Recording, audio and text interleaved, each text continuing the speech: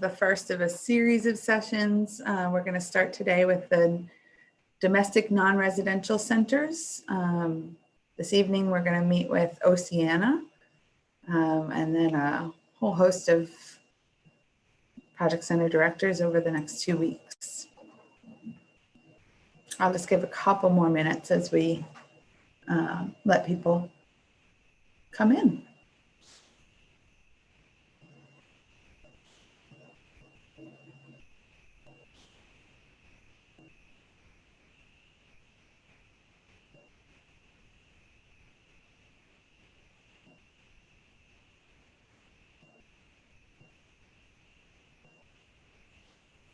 For those of you coming in, thanks for being here. We're just letting attendees come in. Usually it takes a couple minutes for people to log in. We're going to host this as a webinar format where we will have some time for our center directors to present some information about their centers, and then we'll open it up for Q&A. You have access to the Q&A to type your questions, and if you see a question that somebody else has asked and you have the same question, you can upvote it and let us know that that's something you're interested in getting answered, so we can add that there. And then also this is going to be recorded and posted to YouTube for those that can't make it today. Okay, so it's about 12:01. I'm going to dive in. And just a reminder again that we will take any questions over the Q&A in the chat. We also have some questions that came in at registration, so we'll make sure those get answered as well. Today, we are here to talk with the domestic non-residential centers. That's the Worcester Community Project Center, the Mass Water Resource Center, and the Boston, Massachusetts Project Center. All of these centers allow you the opportunity to still stay in the housing that you have here on campus, whether it be off-campus housing or on-campus housing, or frankly, if you're a commuter, you can also do these projects, maintain that same housing, and then work off campus in the same one campus model. So just as a reminder, this is a part of a series of presentations that we have over the next 2 weeks. You can find the whole schedule for the Global Fair at Plus Global Fair 2020. We have regional panel sessions, we have special topic highlights, like other globally focused things that you can do on campus. And then we have 2 return student sessions, one in a chat format and one as a Zoom social. So we hope you can join us there. If this is your first time logging in for anything application related for the off-campus IQP, the best place to start is Plus Off-Campus IQP, where you can see all of the information about how to apply.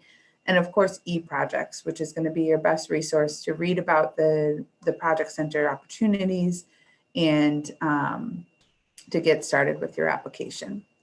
So without further ado, I'm going to introduce our project center directors who are here on the call with us today, and then we'll get started with some short presentations from them. So we have with us Professor Seth Tuller and Paul Matheson of the Boston Project Center, Professor Laura Roberts of the Worcester Community Project Center, and Professor Paul Matheson of the Mass Water Resource Center. He's doing double duty today. He directs that center along with Professor Corey Denner, who wasn't able to be here today.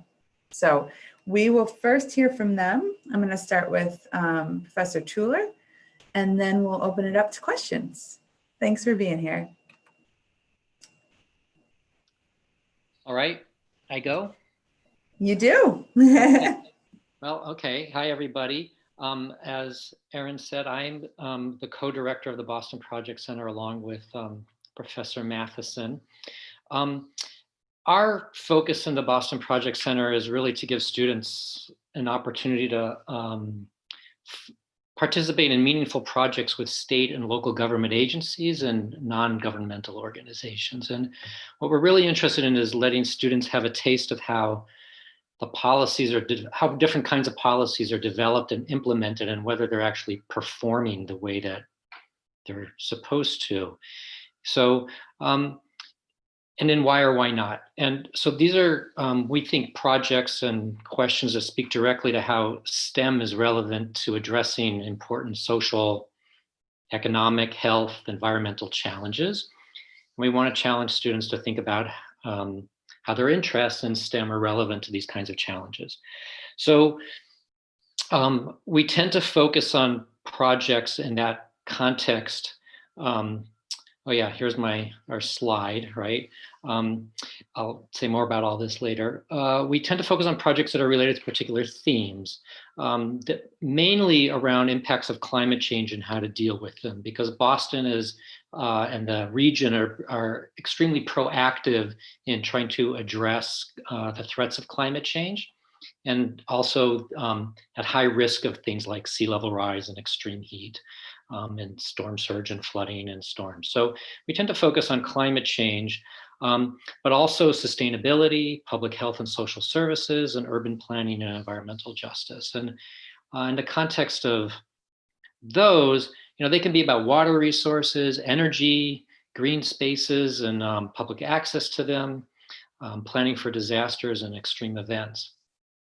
So one of the things about, we call it the Boston Project Center, but one of the things about it is that sometimes our projects are, in a sense, I think, like hyper-local. They're in one of the neighborhoods, or focus on one of the neighborhoods or one of the cities around Boston, like Chelsea. But sometimes the projects are working with state agencies or NGOs that have a much more regional focus in Massachusetts, or a statewide focus.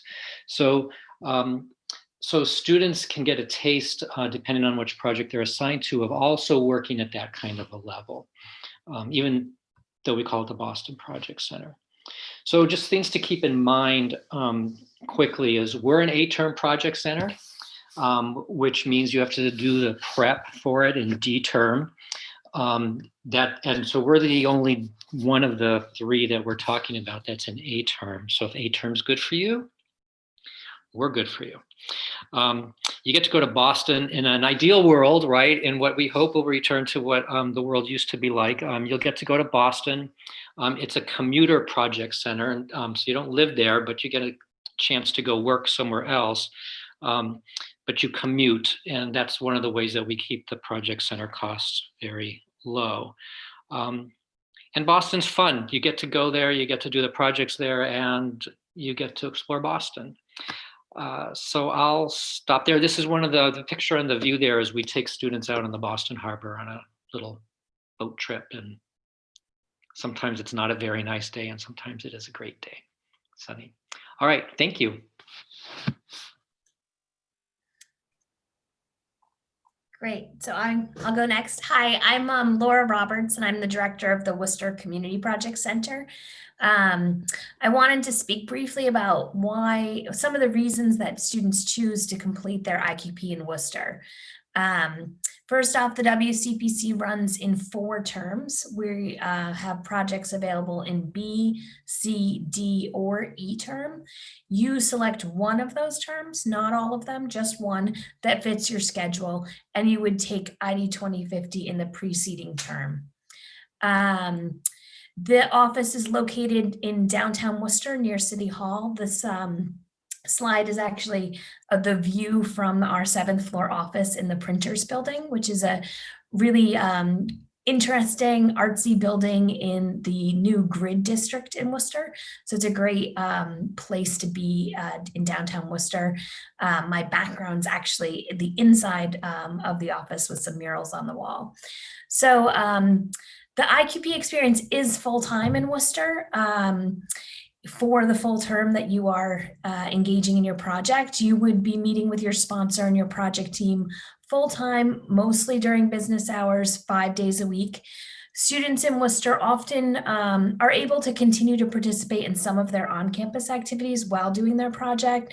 So if you're in ROTC or a club or organization, if you have a part-time job, if you're an RA or a CA, those things can go on, but obviously your project work is your main priority during that term.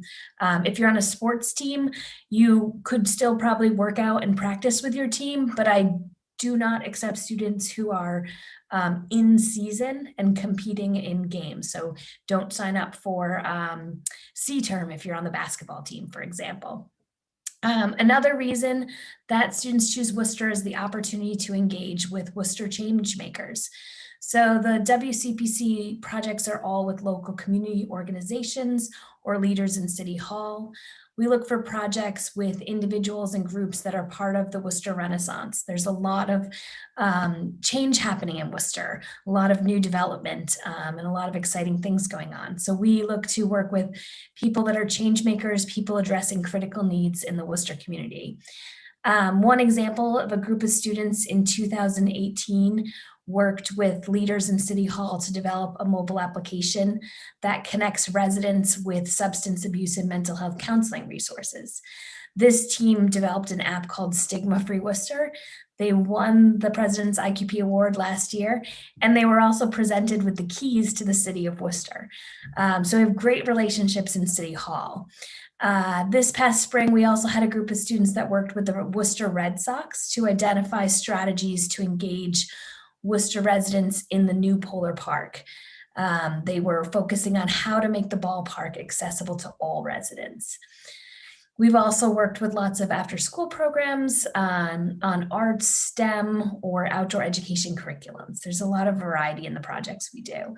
Finally, I'll wrap up just by saying that students in Worcester get a chance to explore Worcester neighborhoods that they would probably never get out to see if they were just staying on campus. You'll discover the best African restaurant, the best Cuban restaurant, the best soul food restaurants.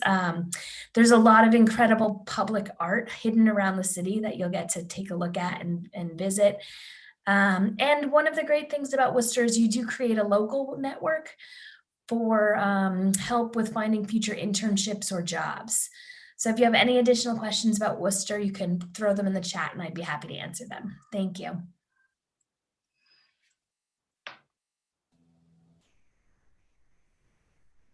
Hi, everyone. My name is Paul Matheson. I am a co-director for the Water Resources Outreach Center, or the WROC, along with Corey Denner, who is not here today, but she's a great colleague for the Project Center. So water is really an important consideration for these days. We still, if you consider water, 1 in 3 people still lack access to safe drinking water. 2.4 billion people are still without adequate sanitation. So water really remains as one of our great challenges these days. The issue is a global one as well as a local one. Even Massachusetts right now is in a level 2 drought, which is a concern. All these challenges are especially difficult for our communities and our populations in Massachusetts. The Water Resources Outreach Center, or the WROC, is a thematic project center, which is dedicated to meeting these needs and helping these communities and organizations address these difficult water resources problems. The center really is intended to provide these communities and organizations with support to address the problems, and it also provides great learning experiences for the students. Some of the key features include, really an outstanding set of sponsors who are really dedicated to both their water initiatives as well as mentoring the students. We have a host of water resources experts in the region who can really help provide insight, and it's been really helpful, especially in the area of stormwater in particular. And we have a convenient schedule. The schedule for the program is set up with a PQP is completed and ID 2050 are completed in C term, and the IQP itself is completed in D term. So it's basically, I'd say it's local here at WPI, but there's plenty of opportunities for addressing water resources problems in the area. Just to give you an idea of some of the different topic areas that we have, topics have included water supply management, in which students have supported, actually one project supported WPI to address its water resources and conservation there, as well as other communities such as this town of Leicester trying to manage their water resources in a more effective way. Other topics include stormwater. An example includes the projects in collaboration with the Department of Environmental Protection and the Central Massachusetts Regional Stormwater Coalition, and trying to assist communities to come up with better plans for managing stormwater, but also in particular dealing with the costs and try to deal with the regulations that have been developed to manage stormwater and the pollution associated with it. Other topics include watershed education. We've been working with the Department of Environmental Protection for a number of years trying to develop a 5th grade curriculum and advance that curriculum. So we have a bunch of projects have been related to that. And then the other topic area includes problems involving water quality. We worked with the city of Worcester to try to deal with some of the issues involving cyanobacteria, which is basically results in harmful algal blooms in their water supplies or in the water systems. Here's a picture of Indian Lake shown there. Okay, so there are a lot of different projects that involving water, and I guess what I just say is certainly the concerns involving environmental quality and climate change are inherent in all these various topics. I'd say they include both the technical challenges as well as the social considerations, in a sense that go well beyond the sense of water, and the fact that they involve students involving, computer science can be relevant, management, economics, behavior and social considerations are really relevant through all these projects. So there are really lots of different opportunities for students in different areas. Last year we were on site, we were off site, we had to go online. We were able to work through the project, so it's okay. We hopefully will be able to be, on site and be able to collaborate directly with our sponsors. The project certainly can move forward. The needs are there, but we anticipate or look forward to different, forums trying to connect up and try to address these problems. You're welcome to visit our website. Certainly, if you have more questions on it. And I guess the only thing I'll add is that, all of us for these different local project centers, I co-direct the Boston Project Center with Seth, and certainly Laura and I work a lot together as well. So, we all want you to find the best project that's best for you, basically. So we encourage you to ask a lot of questions, keep in touch, and we look forward to connecting up if anybody has additional questions. Thank you.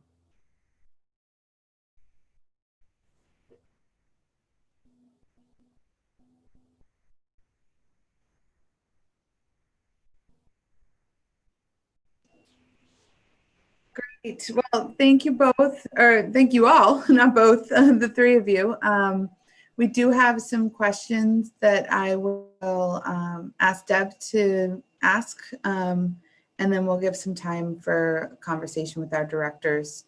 I do want to remind everybody that if you have questions about the application process or about details that we aren't able to go over today, you can contact us at global@WPI, or you can also reach out to your application liaison. Those sophomores who are eligible to apply should have received an initial welcome email from their application liaison last week. So Deb, if you're ready, I'll leave it to you for questions. Hi, directors. I have some general questions here, nothing specific yet for your project centers, but number one, are there important criteria that you're looking for in an applicant?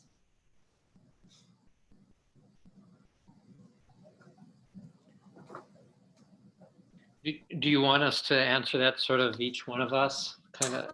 Yeah, that might be nice. It didn't come in as to a specific director. Some of these just came in as general questions. So if you have an answer that you'd like to give, or if you'd each like to just talk a little bit about it, that would be fine. All right, since I'm off mute, I'll start. I think that Paul and I are looking for students who are curious and interested in exploring the kinds of questions that our projects promote exploring. We don't have, because we're a domestic project center, a local one, we don't have requirements around language and other kinds of things. So I think we're really looking for students who are curious and want to be challenged and interested. I would similarly, certainly curiosity, I always say, is one of probably the students with a natural curiosity. It's a good big success factor for the IQP. I do think in Worcester, I'm always looking for students who are kind of service-minded, interested in serving the community. A lot of our projects are with the local community, and there's a lot of opportunities beyond just your project to get involved during your term in Worcester with volunteering in an after school program or helping out at a refugee assistance site or a homeless shelter. So if you're interested in community service, it's always a great project center for that as well.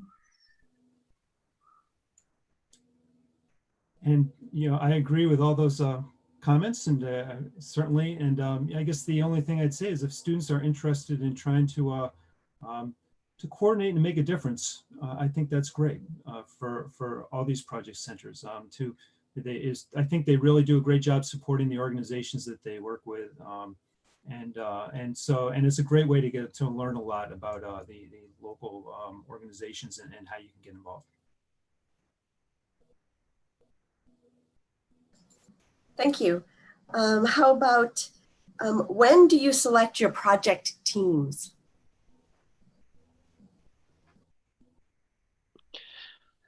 How about we do it in the reverse order, so I'm not always the one who talks first.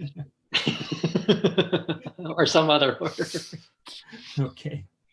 Okay, so I can start off with that for the Water Resources Outreach Center anyways, and a little bit for they're probably similar for the Boston Project Center, I'd say. Yeah. Typically what we'll do is we'll select the project teams right before the ID 20 term, the PQP starts, basically.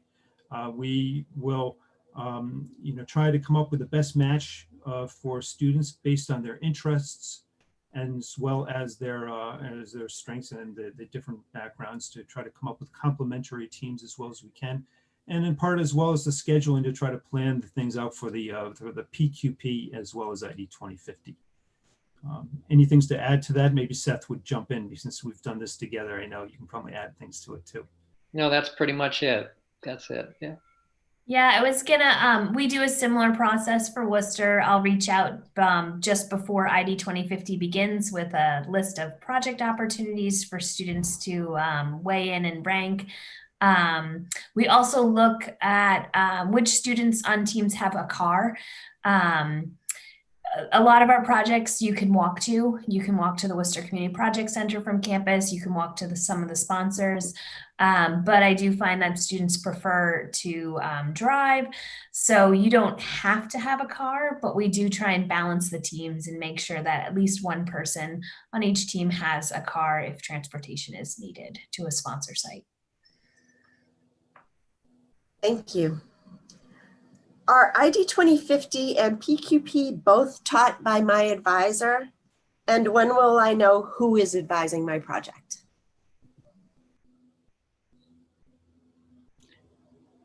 I can answer. Yeah. So I guess the answer is it depends. You will know who's advising your project at the beginning of ID 2050. You'll know then who your ID 2050 instructor is as well. I don't know that we necessarily know much before then, but that's kind of how the process works. And it's possible your advisor will be teaching ID 2050. It's also possible that they won't be. There's no easy answer for this one. It all depends. Yeah, and that's the same for Boston. We don't always know, and it's not always the same person. The last few years I've advised in Boston, but I haven't always taught ID 2050, and there's no guarantee that I'll be the advisor next year. So that's the same thing for the Water Resources Outreach Center. I think that you'd probably find that there's certainly interest on all of our parts in engaging as much as we can. And then there's just many, there's constraints in terms of trying to schedule it and everything. So we typically will stay engaged, certainly anyways, throughout the project, no matter who the advisor and who the ID 2050 advisors are too.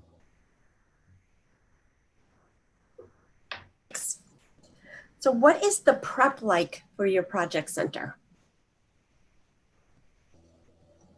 all right, I think it's my turn. Go first, right?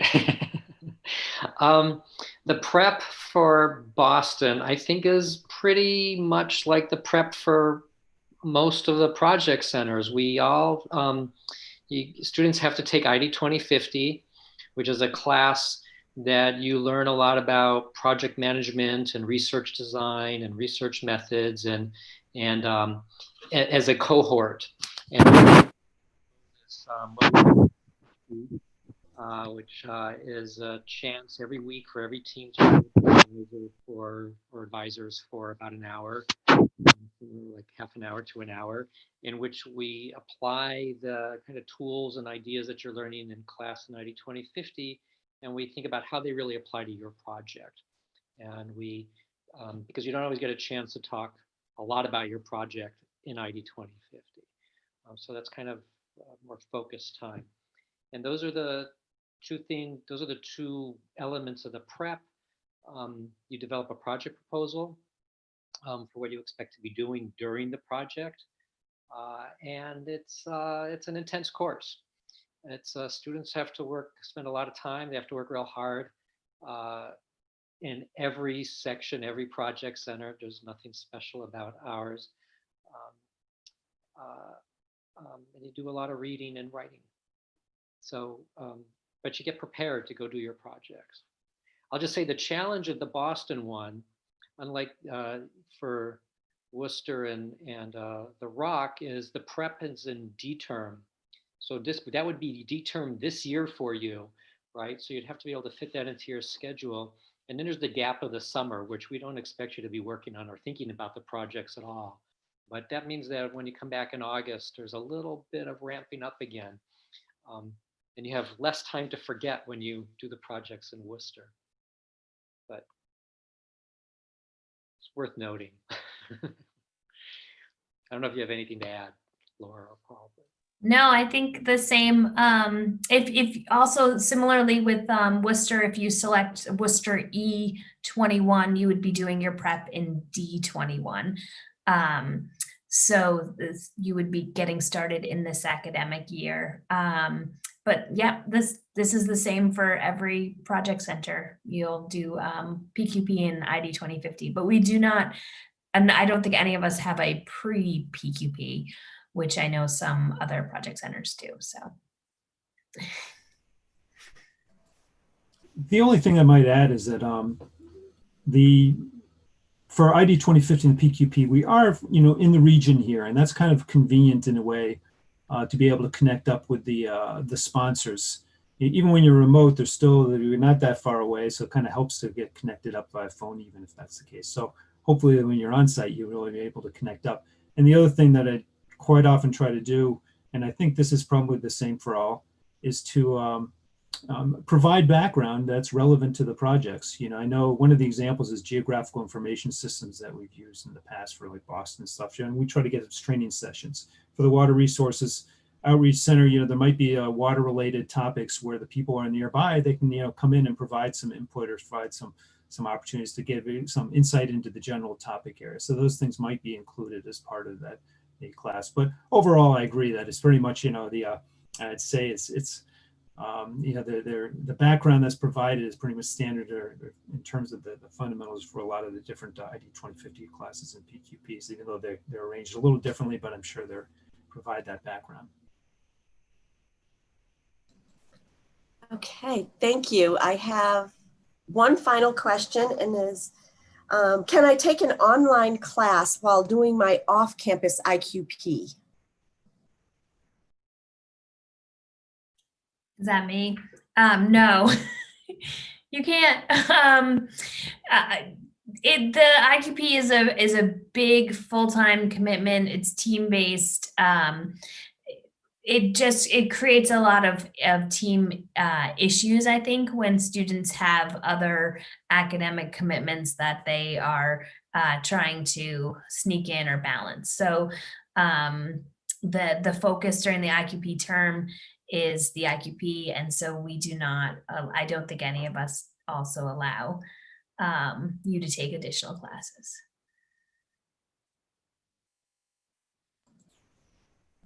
Thanks, Laura. I think that does it for our questions for today. Thank you all. Great. Well, thank you all for being here. We really appreciate the information from the directors. We encourage you to go back to eProjects and read more about these project centers on eProjects, and then reach out to us if you have any questions along the way. So have a great day and thanks again. Thanks. Bye, everyone.